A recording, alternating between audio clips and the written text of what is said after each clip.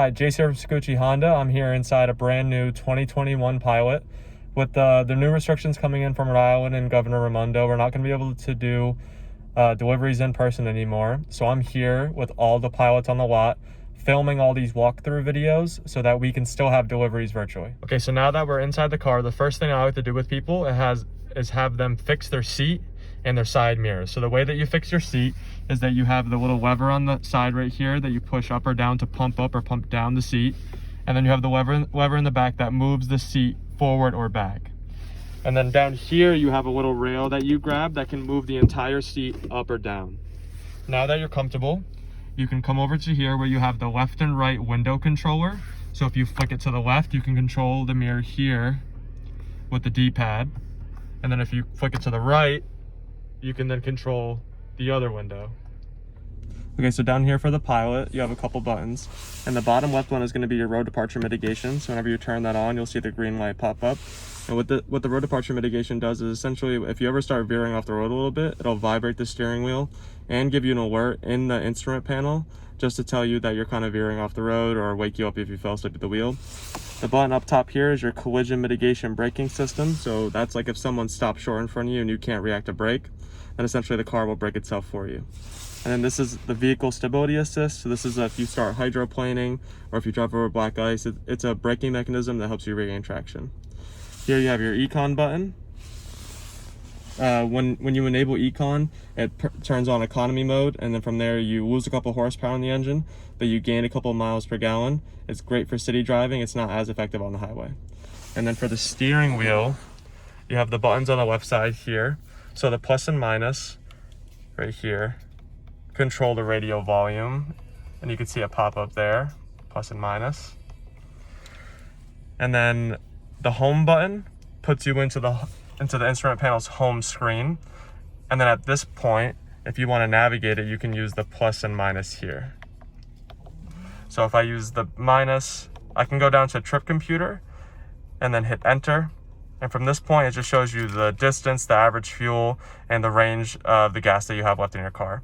And then to reset a trip, you can just hold enter, and then it resets the trip.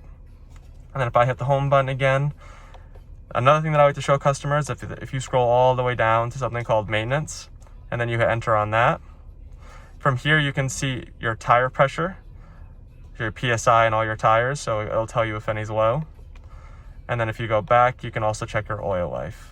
And then the oil life in your car, whenever it hits 15%, that's when you know you're due for an oil change. A little wrench will pop up on the dash somewhere, indicating that you're due for an oil change. And then if you come back to the steering wheel, we have these hands-free talk buttons. So essentially, this is your answer button if someone calls you. This is your decline or hang up button. And then this is Honda's voice talk button. And when you tap the voice talk button, it puts you into Honda's voice command prompt system. And then at that point, commands are going to show up on the display over there, telling you what you can say to the car. So you'll be able to say phone, and then from the next screen, you'll be able to say call whoever from your contacts once you get your phone paired. And then from this screen, this side of the steering wheel, you have the Honda sensing buttons. So the main button turns on and off the adaptive cruise control and the lane keeping assist. So right now they're on in the dash right there. You can tell by the green lettering. So if I hit the main button, it turns the systems on and off. So right now the systems are on, but they're in a standby mode. So to really turn the systems on, what you have to do is hit the lane button. And then at that point, a set of lanes gets brought up in the dash. And then once you start driving from 45 to 90 miles an hour, you can then set an adaptive cruise control speed. And what that means is you can now control the distance between you and the car in front of you by using this button, which is the low speed follow button. So the more I tap this button, it brings up a set of bars, and every bar stands for a car length between you and the car in front of you. So I'm gonna leave it on 4 bars because that's the safest setting. I like to do that with customers. And then let's say you set an adaptive cruise control at 50 miles an hour and you have the distance set to 4 bars. Then essentially if someone brakes within that distance of 4 bars or 4 car lengths, then your car will automatically brake itself to keep that distance the same. And a couple things about the adaptive cruise control and the lane keeping assist. Once you have the lanes pulled up like they are in the screen like this, the lane keeping assist will activate as soon as you're above 25 miles an hour. So even though you don't have an adaptive cruise control speed set yet, the lane keeping assist is still going to be active once you have the lanes pulled up and you're above 25 miles an hour. And another thing is too, with the lane keeping assist, one thing that I like to tell customers about it is when the first time you set an adaptive cruise control speed and you go into a bend or a turn or anything like that, you're going to feel the power steering on the wheel input. So let's say you're going to a left turn, you're going to feel the wheel kind of turn to the left a little bit. It's not going to feel like the wheel's locked up and you can't control it. It's just going to feel like someone's guiding you into the turn. So, you know, some people can get caught off guard by that feeling. So if you do get caught off guard by that feeling, what you can do is just hit the main button, which then turns all of the systems off. Okay, so now we're going to go over to how to program radio stations. So essentially, once you find a radio station that you like, I'm just turning the volume up.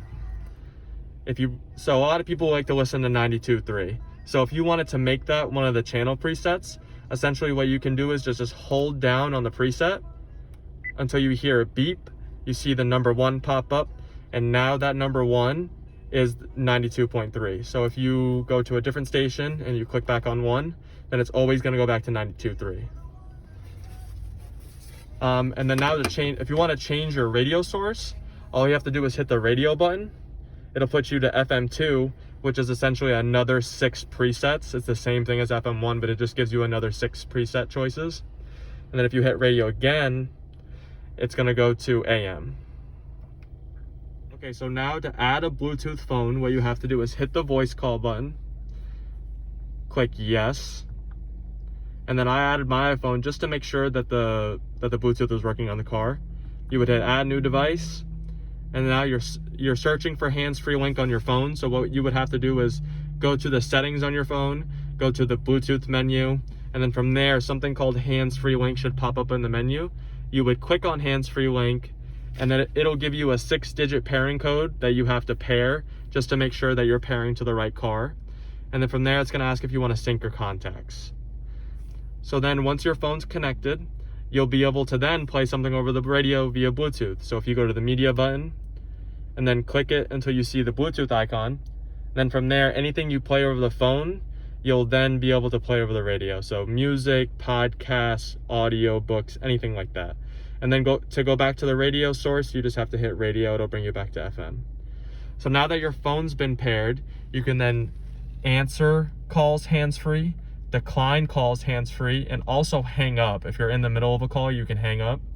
And then the voice talk button, once you voice tag people in your speed dial list, so how do you get to your speed dial list? Well, you have to come to this button right here